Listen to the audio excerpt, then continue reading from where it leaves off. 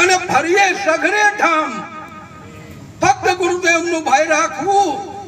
એટલે ગુરુ તમારી પાછળ લાકડી લઈને નથી ફરવાના, પણ ભય કેમ રાખવું?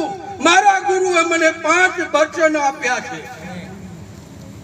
એ 5 વચન મન વચન કર્મથી એ 5 વચનમાં હું રહી છું.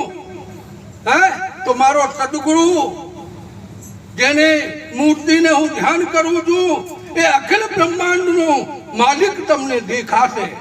અને એમાં તમને અખિલ બ્રહ્માંડનું આ 14 ભુવનનું જે સ્વામી છે એમાં તમને એમાં દર્શન થશે, બીજે ક્યાંય દર્શન થશે નહીં.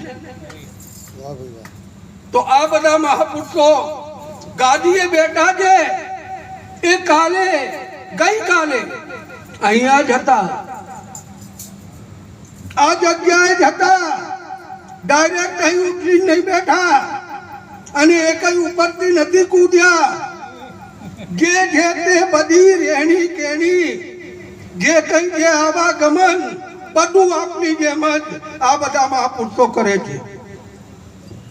જે વ્યવહાર આપ કરો છો તમારા શરીર સાથે, તો નક્કી કરી લો કે આ શરીર મારા સદગુરુનું છે.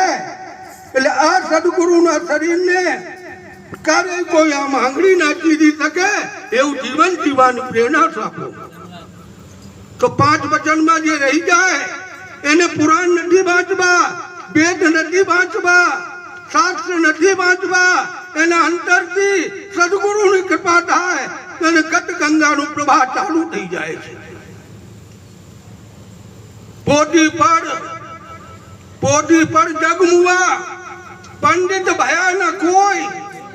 અને 2.5 અક્ષર પ્રેમના જે પડે તો પંડિતો હોય એ 2.5 અક્ષર ફક્ત સદગુરુ જ આપી શકે, બીજું આ બ્રહ્માંડમાં કોઈ આપી શકે નહીં. બસ આટલું બોલી મારી વાણીને વિરામ આપું છું.